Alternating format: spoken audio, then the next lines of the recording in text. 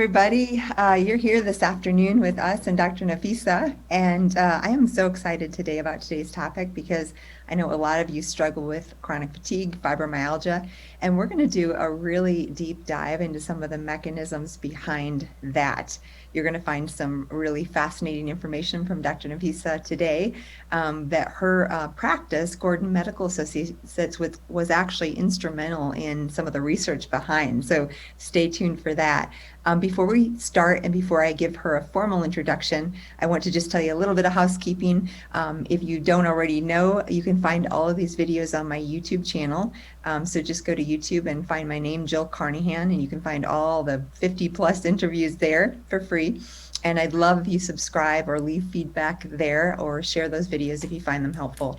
You can also rewatch them here on Facebook and on the podcast. So just all things medical here. And then if you do want information about blogs, information about Lyme disease, co-infections, fibromyalgia, chronic fatigue, other topics, you can find that on my website at jillcarnahan.com. And if we do mention any products or services, you can find those at drjillhealth.com. So, Dr. Nafysa, I would love to formally introduce you, and I'm so glad you're here today. Dr. Parpia has spent the last decade treating patients with complex chronic illness from all over the United States and the world. Her specialization is patients with tick-borne illness, environmentally acquired illness, mold mycotoxin illness, autoimmunity, fibromyalgia, and chronic fatigue. Sounds real familiar.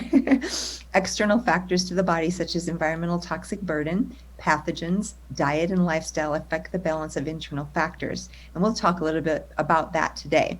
Over or under expression of immunity, infection susceptibility, epigenetic expression, and cellular and biochemical function, mood, and the microbiome. All of these things are some of the things that we're going to talk about that affect our mitochondria, which expresses fatigue and some of these other things. Each of these aspects is different for every patient we see. Investigating to discover and remove the underlying cause while providing symptom relief. She uses cutting-edge lab testing and deep intuition applied to the full range of scientific data to unravel the mystery of each patient. She then creates a carefully crafted treatment plan, highly personalized and healing. She uses a synergistic blend of regenerative medicine, oral and IV micronutrient therapies, peptides, botanical medicine, pharmaceutical, injection therapies, functional nutrition, and lifestyle counseling. She sees patients at Gordon Medical in the San Francisco Bay Area and previously worked in Dr. Klinghart's clinic. She's also, as I am, on the ICI board in scientific medical advisory for the Neurohacker Collective. What a absolute honor and delight to have you, Dr. Nafysa. Thank you so much for joining me today. Thank you, Dr. Jill, for having me. Such an honor to be here. Yeah, so, and we kind of met through the ICI board, but I know this about the work you've done, and it's just, like I said, it's an honor. It's so parallel when I read your bio. It's, we're all doing our things in our corners of the world, trying to solve the mysteries of these chronic illnesses. Before we dive into chronic fatigue and fibromyalgia, I'd love to hear just a little bit, and I know our listeners would, about your story and kind of how you got into medicine and healing. Tell us just a little bit more about your journey into this field. Yeah. So I always knew that I wanted to help people in their healing. I began as a yoga instructor, and the more I taught yoga, the more I realized I wanted to go deeper with people, particularly in illness and in health, and restoring illness into health. And so I went to Bastyr and I studied naturopathic medicine there. And it wasn't until I was in the offices of Dr. Dietrich Klinghardt when I graduated, and I saw people who were very, very, very sick. And that was when my heart just went out to these patients. I could see that they were suffering, but they weren't treated at other clinics before going to his clinic with very much respect. They were told this is all in their head, or they're just aging, and there was minimal treatment or minimal diagnosis offered to them. And I could just feel the depth of their illness. And it was painful to see the judgments that were put upon them. Mm-hmm. So I wanted to help in helping create treatment and protocols, and really dive deep with these people and help them out of the suffering that they were having a hard time coming out of. Yeah, gosh, I love that, because most of us who go into medicine of some form, it's this healer within us that really does want to just help and understand. And I think especially those of us who end up with environmental toxicity, mold, pathogens, chronic illness. No one in their right mind would choose this unless they were a healer, right? Right, exactly. Because it is definitely the hardest, most complex form of medicine. I'm sure you agree. I love it, and I know you do too. Like, I Yeah, love the complexity. I always say the more complex, the better. But it's really, really difficult sometimes. And these are the cases that the most of the conventional doctors don't want to see, sadly. So it's exactly. good that you and I, are welcoming them to our practice. So Absolutely. you've had such a great experience with some amazing medical partners. You were with Dr. Klinghardt originally. Was that right after you graduated? Yeah, right And after I graduated. excellent, Yeah. fantastic. You probably got a little bit of good information on Lyme and co-infections and all of that there. And he's Yeah. so good at some of the environmental toxicity and the stuff that's on the cutting edge. I always feel like the Europeans are way ahead of us. And because he's originally from Europe, I love his perspective. He's not jaded like our many, right? Right, exactly. So it was really wonderful. That's where I first learned, right after school, really how to work with this population about the tick-borne illnesses and mold and detoxification therapies. And then from there, I really made it my own. Yeah. So yeah. You probably really, was there anything in particular with that experience that you learned as far as how to approach a chronic infection well, first of all, we're talking about chronic fatigue fibromyalgia. So say you had a patient, fibromyalgia, chronic fatigue from your early days. Was there anything that sticks in your mind about lessons that you learned about how to approach them?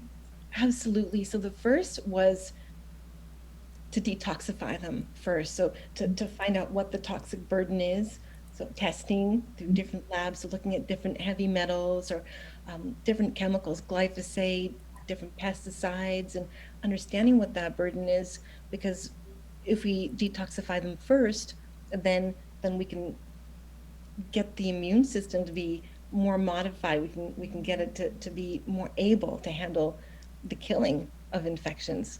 What a So great pearl. And for those of you listening, you've probably been to doctors or like, oh, let's start these antibiotics. But what you're saying, which I've seen that as well, it's like the body, if its toxic load, if its bucket is full, and that's usually the ones that are coming to see us, because some of that pain and fibromyalgia types of stuff, again, we'll go deep into why that happens and some of the reasons behind it, is from the toxic burden in the tissues, right? So if you take a person like that, they have infections that need treating, but you throw these even herbal antibiotics, but for sure medications, it's too much for their system to handle, isn't it?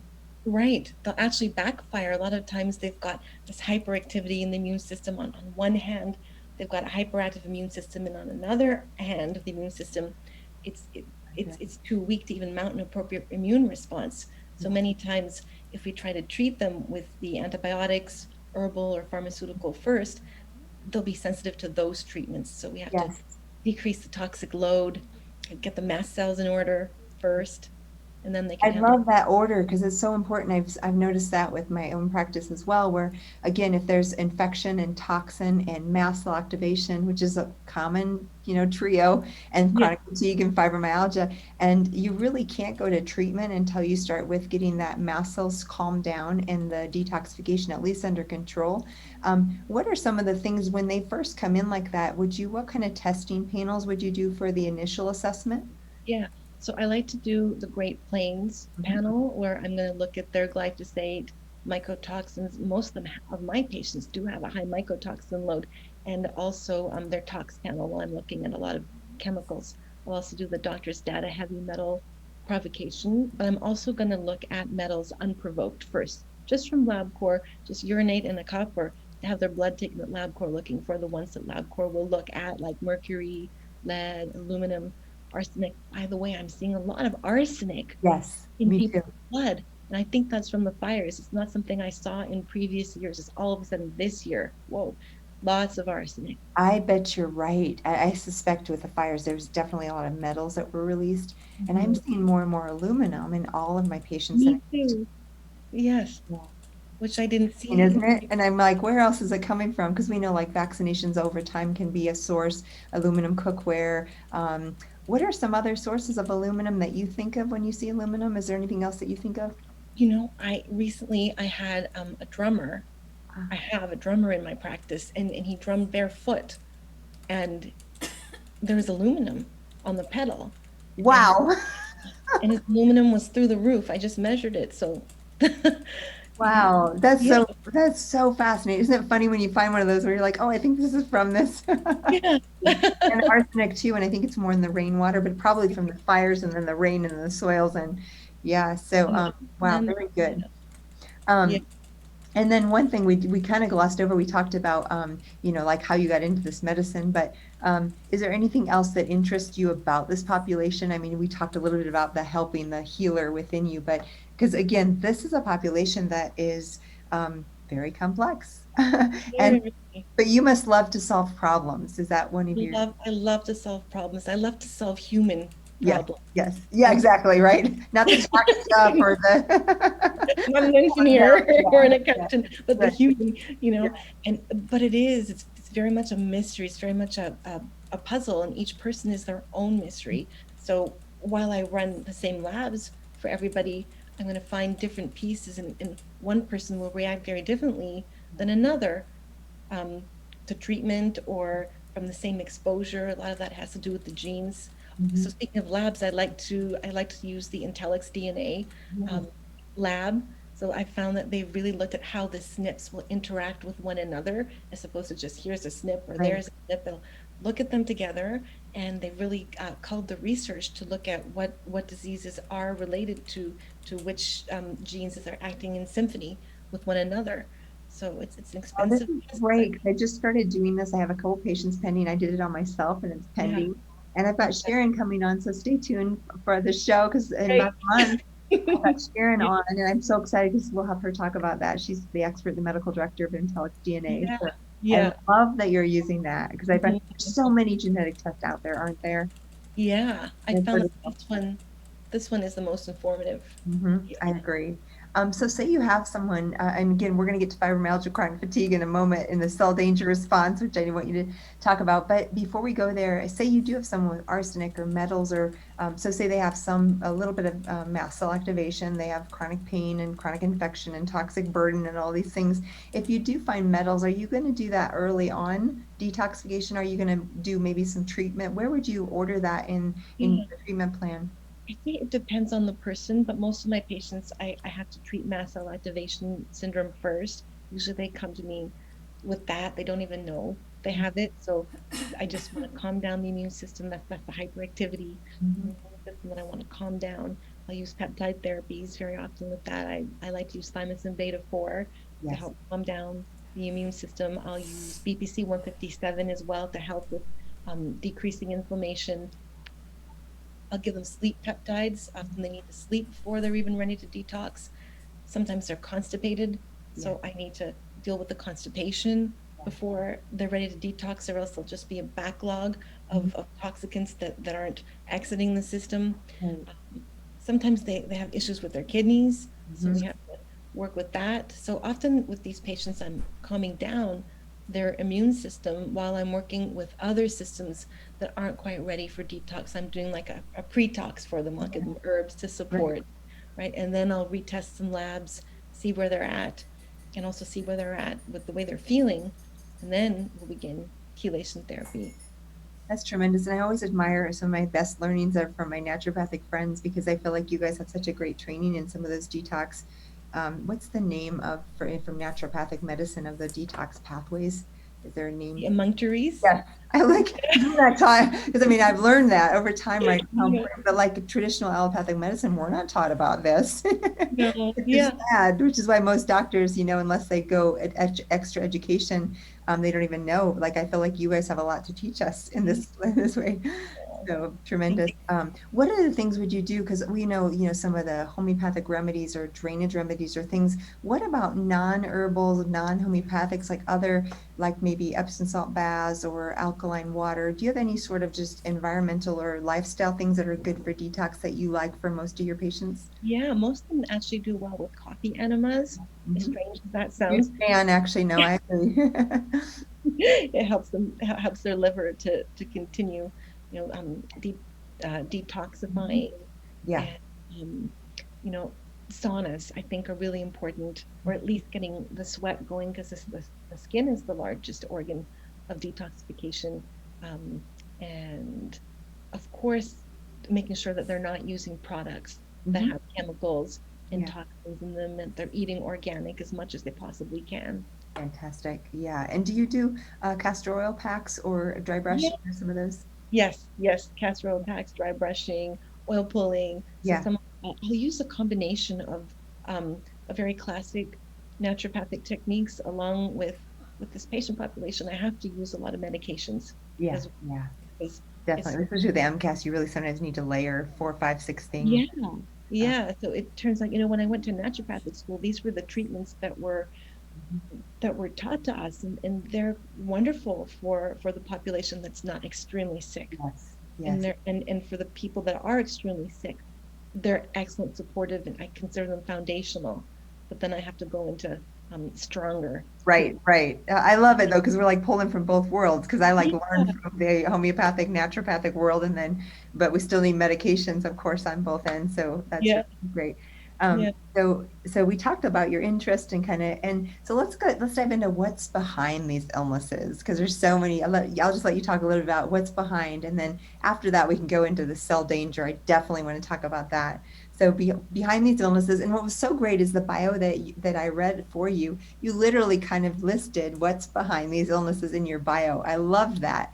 But talk a little bit about so someone has fibromyalgia, chronic fatigue, and is listening. What might be some of the causes behind that? Right. So in classic fibromyalgia, they say there's no cause, right? And then you give Correct. them Lyrica and they're supposed to be better. Most of my patients are not like that. They're not, if I give them Lyrica, it's not going to really help. Right. Maybe a little bit for a couple of weeks and then nothing. Mhm. So usually I'm looking for pathogens, often parasites, viruses, tick-borne illnesses, mold, Yeah.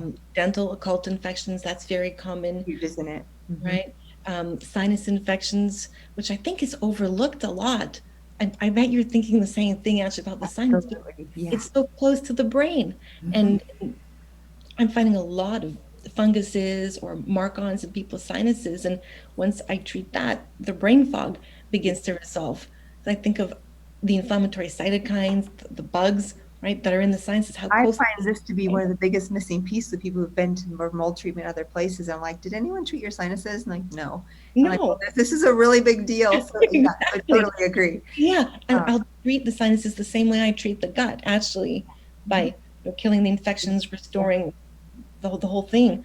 And And what do so, you like? Let's pause there real quick because what do you like to use? I mean, I have some herbal favorites and some prescription favorites, but what is some of your preferred ways to treat the sinuses? Do you do irrigation? Do you do sprays? Do you compound? Do you do herbs? What would yeah, I do compounding very often. I'm going to start with Argentine silver. you? I found that if people do this, if they nebulize it, not just spray it, but they atomize it so it really goes up high, then I've seen that really reduce brain fog. If they do this, and this is a tall order, like 4 or 5 times a day for 2 weeks, it's changed people's lives. People who are not chronically ill but that have brain fog, that has changed their life just doing that. And do For you do just plain silver or with EDTA? Would you use both? Well, I start with silver, and Mhm. then I also have them do at night a nasal probiotic flush, Mhm. and then also I'll have them put coconut oil in their nostrils because it's hard to kill infections in the sinuses when they're dry. Yeah. So they'll do that for 2 weeks, and then I'll move into using chelating PX, which is EDTA, to bust up the biofilm, and then if they have a fungus, might use amphotericin or beg spray if there's Marcon. So whatever antibiotic they need, um, I'll use that. We'll be atomizing that. Oh, that's tremendous. And I love a couple of things you mentioned. First of all, that you start with silver without EDTA, because I think sometimes that biofilm busting is way too much. They get Yeah, headaches or they get really sick because all of a sudden it's a dumping of the dead material that's being, I think of the biofilms, if you're listening, as pond scum. It's like this kind of gross covering that keeps everything hidden from the antibiotics or the silver. So you right. need to bust that up to clear it out. But if you bust it up too much too quickly, the system gets overwhelmed and the mast cells get angry too, right? Sure do. So I think of it as a gentle way in before in fact, that's how I'll treat most people. I'll start gently and ramp them up. Um, Oh, Yeah. tremendous. And the other Yeah. thing you mentioned, the dryness, because not most of us aren't flying a lot nowadays, but just flying in an airplane, it's so dry. That's why people tend to get more sick or used to, again, now things are just very different, still toxic because they spray all these chemicals, but the Yeah. dryness of the air, and here I am in Colorado, which is really dry, that really makes a difference, the moisture. I love that you recommended. Now, are you having people just put it kind of just in their nostrils a little Yeah. bit? Yeah. Just have them take a Q-tip and just put it in. Okay. Yeah. So instead of Vaseline, which is petroleum based, right? Right. Exactly. Oh, that's a great, great pearl. So we Yeah. talked about nasal and then I interrupted you. What else would be the underlying factors in the chronic fatigue and fibromyalgia? So definitely heavy metals, which we already talked about. I think of this, it's a whole soup. So it's not salad, like Yeah, here's a tomato, here's a piece of celery. It's the whole thing together in one soup. So metals, usually there's a high viral load. I'll measure people's nagalase. I love the Infectolab test, by the way, because now we can use yeah, T cells to look at if an infection is active right now or not, as opposed to looking at antibodies where we have to kind of guess, right? yes. So I'll use that test to see if there's a high viral load. If there's mold, I like to look at the mold IgG allergens as well as mycotoxins. So I'll look at that on LabCorp. So basically, I'm hunting for different infections and different toxins because those are the two things that I think hijack the system. Of course, I'm looking at their hormones, their sex hormone panel, and their thyroid, because those are areas that are going to be affected as well, causing fatigue. Excellent. So pathogens, toxins, infections, Hormones. hormones, and oh, this is great. And the Um, gut, of course, the gut. yes. Can't And do forget you the gut. always do like stool and organic acids, or how do you like to assess the gut? Yeah, I like the GI map test. I find it to be the most sensitive. So I look there, and most of my patients also have SIBO, which I generally like to treat first. I like the Trio Smart test because Yes. they're looking at hydrogen sulfide SIBO, and no other test has done that before. So that'll give us a chance to find SIBO in ways we haven't been able to before. Yes. So Yes. Now the key is then what do we do with hydrogen SIBO? I've read a little bit about some of the pearls for treatment, but if you do find the hydrogen sulfide, is there any particular things you do differently with treatments or herbs? for sure, I'm having them decrease sulfur in their diet. Yeah, but I'm using the same treatment Mhm. as I would for regular SIBO, which is the Xifaxan, and Flagyl, Yeah. and the bismuth to bust up the biofilm, and golden seal to prevent yeast. Yes. Oh, fantastic. Sounds so similar and so important because again, that gut, like I love that you mentioned two things that I think are so critical that you really can't get past, and that's sleep and constipation. So if you have someone coming in that has insomnia or constipation, no matter what kind of protocol you put them on, if they're not sleeping and they're not pooping, you're not going to get very far, right? Oh, no, no, exactly. Um, what Yeah, about pills for sleep? Because a lot of these patients have sleep issues and it's related to everything else we talked about. But any tips or tricks that you have for helping patients sleep? yeah. So I have an Ayurvedic sleep tea, which I really like. There's cardamom in it. Oh, So cardamom helps people stay asleep. There's ashwagandha and shatavari in it. That can help people. Now, there's some people who that doesn't help, or the regular like valerian or GABA or L-theanine, that's not helping them. I'll go to peptides uh-huh. for them. So I like Epidolon for sleep, or delta-inducing sleep peptide. Those really, really help people. And it makes me not have to use, um, I'd like to not use benzos for their Right, sleep. right, So right. I found that peptides can be a way around having to use Excellent. benzos for those people who just can't sleep no matter what herb I give them, or no matter what sleep hygiene Right. techniques we Yeah, give. so this can be tricky, and the tick-borne infections can play into that too, and the activation of the immune system. So it can be, I find that sleep issue for some people is really hard to hack. But It like you said, really between peptides and herbs, and then there was I was thinking antihistamines can be like hydroxyzine, and those can be really Yeah, helpful at times. ketotifen Yeah. actually. So I give ketotifen for mast cell activation syndrome, and it really helps them to fall asleep. There's the odd person I found in my practice that makes them groggy in the morning. Yeah. Not too often, but sometimes. Mhm. And I can't give them ketotifen. Yeah, but great tips. So let's talk about this cell danger response because I Yeah. know so Gordon Medical Center was where you had told me right before we got on live that you guys had actually done some of the research with Dr. Nabu. So tell us first, what is it? And then you can just dive in. I can ask some questions, but I definitely want to talk about this. If you haven't heard about the cell danger response, this is groundbreaking. Yeah. Yeah. So at Gordon Medical, we provided the patients that Dr. Nevio Okay. did research on, and this was right before I joined Gordon Medical. But Gordon Medical and Dr. Nevio were involved in the research together then and wrote the paper on this, and it is groundbreaking. So the cell danger response, it's modulated by mitochondria, which is the energy producing part of the cell, and it's also sensing when the cell's not getting the nutrients it should be getting. So that means that the cell's in danger. It's signaling the immune system to take action, that there is danger. It can happen when there's a virus in here or a toxin that ties up nutrients.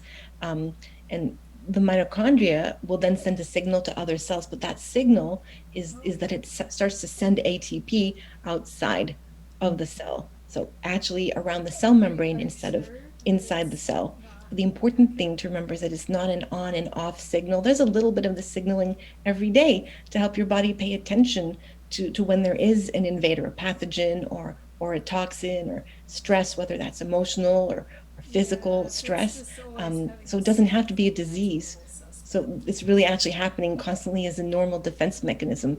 But when the signal persists, that's when illness occurs. So it's like there's a healing response that's stuck in this loop and it just can't stop. Mast cells are constantly activated. The immune system is constantly activated. So it's like trying to understand, where do I cut that loop?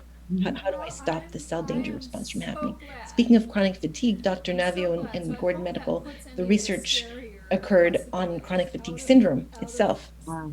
Yes. So Yes, yeah, he's associated cell danger response with Lyme disease, with autism, with chronic yeah, fatigue, yeah, so it's been really wide. Like it's one of the things that I know you and I, we can see it unifies a lot of these complex chronic illnesses that we see, almost all of them actually. exactly. Yeah, they're stuck in this repeating loop of incomplete recovery and re-injury, and they're unable to fully heal. Talk a little about because there's the cell danger, the part phase 1, 2, and 3, and each of those, if it gets stuck there, there's different sets of illnesses and things. You want to talk Right. a little bit about some of those and the differences between the parts of. Sure. So part one involves the innate immune system. So the neutrophils, the macrophages, natural killer cells, monocytes, the mast cells. So these cells come out, the mast cells come to prime the immune system, right? And then the other cells will come out to begin the killing and may actually do the killing, right? But the infected cells at this point, they stop making normal amounts of ATP, and this is when they start to export the ATP to the cell membrane outside the cell, and that's the danger signal.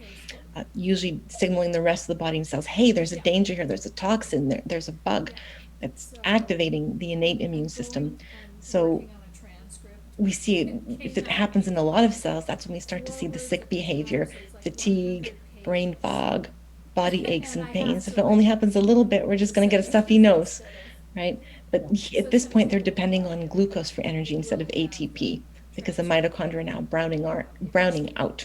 So it's anaerobic respiration. They're producing little energy. So we'll see illnesses here. If we're stuck here, we'll see HPA axis issues, allergies, asthma, chronic infections, which are often underneath chronic fatigue syndrome and the fibromyalgia that I see. Um, and so it can be stuck here and in part two and part three, which I'll talk about in a minute. So it can be stuck in different parts and all in different systems of the body. So part two is when we start to rebuild tissue damage and that cell proliferation. So the Mhm. mitochondria, they start to go back to producing more ATP, but it's still anaerobic. We're not burning fat still. We're still burning energy from glucose, but there's less of an inflammatory signal. So here it's more proliferative disorders, cancers, hypertension, different heart diseases. Then there's part three, where we're restoring intercellular communication. So the cells learn how to function as a part of the whole. So a Mhm. lot of hormones are important here, neurotransmitters are important here. So here we're going to see illnesses like chronic fatigue syndrome and fibromyalgia, autism, spectrum Mhm. disorder, PTSD, anxiety, depression. Mhm.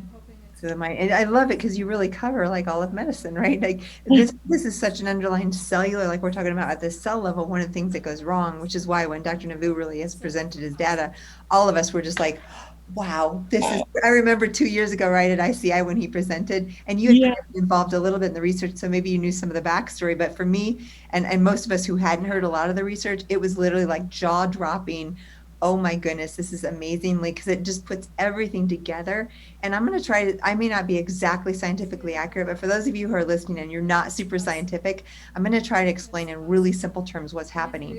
You have a cell, and when the cell spills its contents, it's broken, right? It like spills out. Then the contents get outside. That's what's triggering this is outside the cell. It's like, we call it like damage associated receptors. So basically the damage to the cell, the contents of the cell got exploded or damaged or leaky. And then the outside is getting the signal that, oh, there's cell contents outside the cell. This is not good. So I think of it real simplistically as you've spilled contents of a cell that was damaged, and outside the cell there was a signal because your body knows, it's very smart. It's like, this should not be outside the cell, it should be inside the cell. And that's the ATP. So the ATP is a cellular currency, should be in the cell, making energy for the cell. If it gets outside the cell, this is the cell danger response. And again, super simplified, probably not completely scientifically accurate, but for those of you listening to understand, it's just the spilled contents. The cell's broken, it's damaged, and because it's damaged, it's telling the body, oh, something is dreadfully wrong. You've got to, mop up this mess you've spilled on the floor. And that's kind of how I think of it, in a simplistic way. Yeah, exactly that. So then what do we do? Again, this is a cellular mechanism. There have been drugs studied to stop this that are highly effective. Unfortunately, they're not available. Right, Right. Thurman Yeah. Yeah. can't So get it. So, so it's interesting. I think in medicine, we're so good with A goes to B, mhm, heart attack, broken right. bone, bullet wound. Medicine knows what to do, but Dr. Navio calls what we're talking about the black box of healing, the complex Mhm, chronic illness. So this is where it becomes highly personalized, where mhm. we look at the genes, we look for the toxins, we're looking for what is causing the most irritation in the system. And for my patients, it's all of these things we just talked about, but usually it's the immune system that's the loudest first, and the mast cells. So back to that, Yeah. treating that Back first. to where we started, which is starting with calming the mast cells, supporting immune system, clearing infections, treating heavy metals, toxicity, and then going down the road.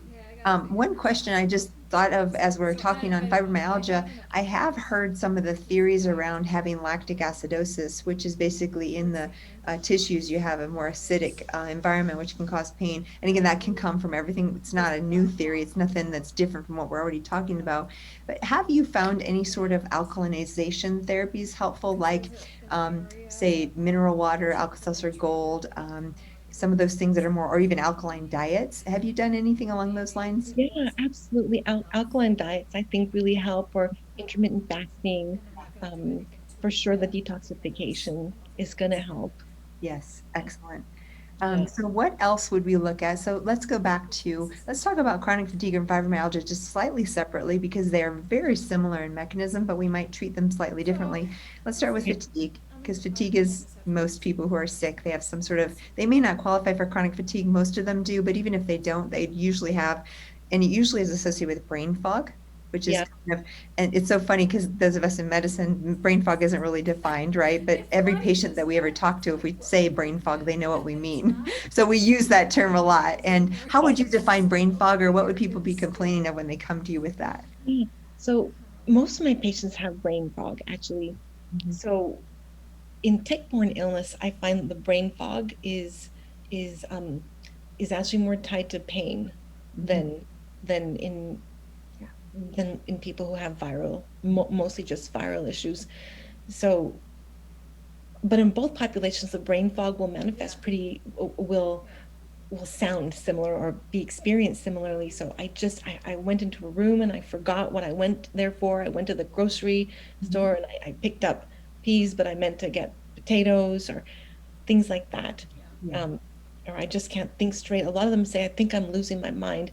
I actually find it's more the tick-borne illness patients that it's that extreme where they yeah, say, I think I'm going yeah, crazy. You know, yes, But for women, a lot of times, if if they're not sick, we can just fix the hormones. That'll help them, right? But for these patients, if we fix the hormones, they're still going to feel like they have brain fog. So that's another sign that there's something else going I on. love that because I remember 15, 20 years ago when I started in functional medicine, I have a menopause patient or a patient with hypothyroid, and it'd be very simple, straightforward. We'd replace the hormones or balance their hormones or give them thyroid, and they'd feel better.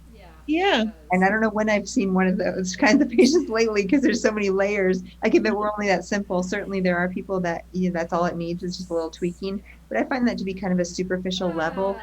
Not superficial, it's very, very important, but it's a superficial enough that what we're talking about here is usually way deeper causes. So yeah. just doing that alone, unfortunately, nowadays, at least for my practice, doesn't usually 100% turn them around, right? No, definitely I not. wish it would, I but wish. And they wish it too. They say, yeah, okay, now look, the labs say that my progesterone and my estrogen are back into balance, but I still feel the I same. still felt terrible, right? Yeah. Yeah. And I say, but that, that's just a foundation for you now. At least we have this foundation set. Now we have to really get into the nitty gritty of working on the immune system and working on bringing out the insults. But what I also find is that once we can take the knife out, like the bugs, the toxins out, but the symptoms still persist. Yeah. Which Yeah. is, It's almost like a memory, right? Even though you've got cleaned up the terrain, the yeah, body still remembers and can kind of stay. What do you do with that? I've seen, we may even go into this, but I feel like emotional trauma, emotional health, some of these limbic system things are so critical. Tell me a little bit about your thoughts on that and what would you do in this room? yeah, I think that that's a really big piece. Um, that's when a lot of times I might start to use regenerative medicine, actually. Um, Exosomes or biological allografts, those I found can really help. NAD IV can help a lot at that point as well. Um, that's looking at the biochemical piece, but you just talked about what I would consider such an important piece, which is the healing piece. These people have normally experienced a lot of trauma in Yeah. their lives. That's what I find. They've had, um, just like these illnesses have hijacked the Yeah. different systems of their body, they've also had people in their lives do what I would call hijacking their lives in some way. So much trauma, and so that piece is really really important. I like to give them craniosacral therapy, and we have some amazing healers that we work with as well. So I send them to the healers for that kind of work, acupuncture, um, I things like love that you're mentioning that because I feel the same. And those aren't my areas of expertise, but I know people who do it. So whether it's somatic-based trauma therapies, whether there's programs like DNRS, yes, the program Safe and Sound by Porges, or there's a bunch of programs out there that are really helpful. Love craniosacral, love acupuncture, yeah, and naturopathy. Some of the traditional. We have a emotional. What's the name of there's a couple of the emotional remedies types of things with homeopathic remedies and things. Again, not right, my area of expertise, but those all together can be really profound at that layer. Because what happens with these illnesses, even if you're healthy, you have a good family support system, the body subconsciously sees this mold or Lyme as a trauma. And so even if you're super healthy and you weren't abused as a child, it's still a trauma. And then the medical system, I think, sadly, most of the time further traumatizes the patients. I agree. Yeah. I really do, Yeah. Yeah. because they haven't been accepted. Yeah, they've been told they're crazy or go take this med for your mind, or and it's not, I mean, Yeah, you might manifest as insomnia or bipolar or depression, anxiety, but these are not primarily psychological issues. exactly. Yeah, they're secondary Hmm. to the issue at hand, which is usually the infection, the Yes. toxin. Yeah, I wonder nowadays if all mental illness isn't really gut microbiome, cell danger response. I don't know if there's any pure psychological disorders anymore because I can always find a root cause that's Me actually too. physiological, right? Exactly. Exactly. And then once it takes some time to turn these people around, but once they're turned around, I see big shifts in Yeah, their yeah. psychology, the And way moods and relationships, and it's amazing, right? The whole yeah, dynamic shifts. So, yeah, it's oh, amazing. Well, let's shift in our last couple minutes because we've really covered a lot of ground. And like we talked a little about the limbic and some of these things too, but what about just whether it's social support, isolation, especially with COVID and the pandemic and all that we've experienced, what are some kind of mental health tips or social tips or things that you might encourage your patients to do just to have a support system or anything in that realm that you would think about or encourage them or nature walks or things like Yeah, that? yeah. There's a lot of support groups out there. Sometimes I've heard patients tell me that, oh, that just really drags me into my diagnosis more. That's just not what I want. And other people say, oh, I needed to meet more people just like myself. So Yeah. I think that everybody who's interested should try to experience it and see if it's for them or not. Some people it's great. Some people they don't want that, and those I think those are people who are more solitary people, and for them, for everybody, nature walks. I find grounding really helps, just putting their feet in the sand, feeling the sunshine on them.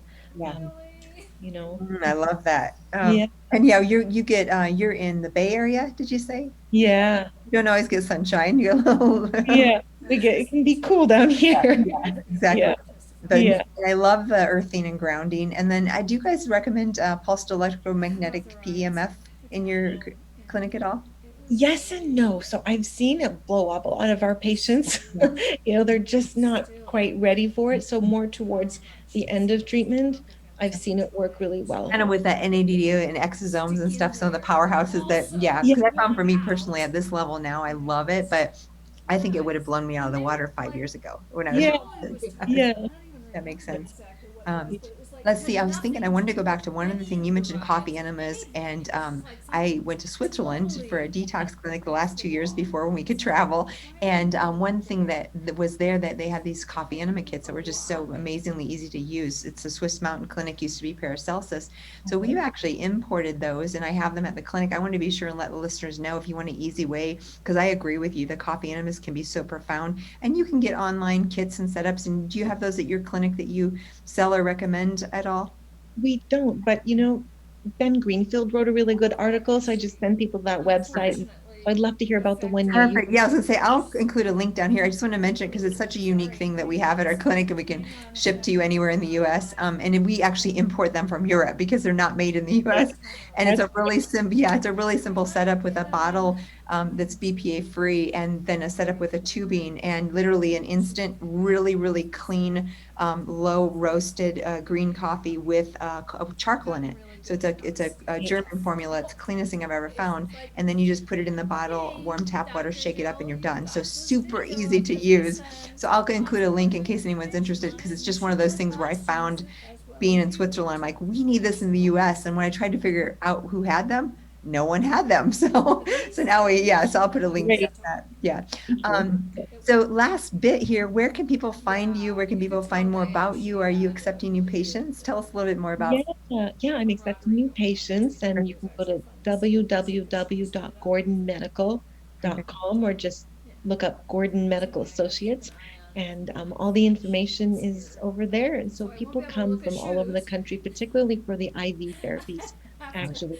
And so we've got, it used to be when you were talking about socialization, it used to be that we had a big IV suite and people would sit there and socialize, and it would be their hangout Yeah. time, people just like them, and they loved it. Now we can't do it that way. People have their own private room, Yeah. and and we take all the precautions that we need um to make sure that it's safe in there, but so you won't have company in there anymore, but But you still do. That's great. And I have had patients that I've had that have been to, so again, nothing but good reviews and just been neat to share a few patients once in a while that have been, back yeah, and forth. So I can attest to that, just the great care. Now, the other thing you mentioned right before we got on, you're doing a summit. Tell us about what's coming up with the summit. yeah. So Dr. Gordon and I are going to be hosting a mycotoxin and chronic illness summit, Great. through Doctor Summits. I'm very excited about it, and hopefully you'll be participating. I would And love to. and it's going to be in June. Okay. So we're just starting right now.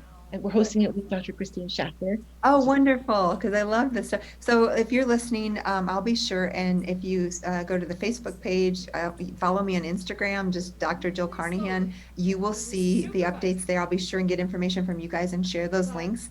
So if you're interested in that summit, stay tuned. I will have it on all my social media pages for everybody, and we'll share. And I would love to be a part of it. Thank you. We'd love to have you. Awesome. Yeah. Well, this, I can't believe how quickly our hour goes, but I we know. I think we've got some great information. Thank you so much for being here. We've got your websites. I'll be sure and include them. And thanks again for all the great information. Thank you so much for having me. It's such an honor.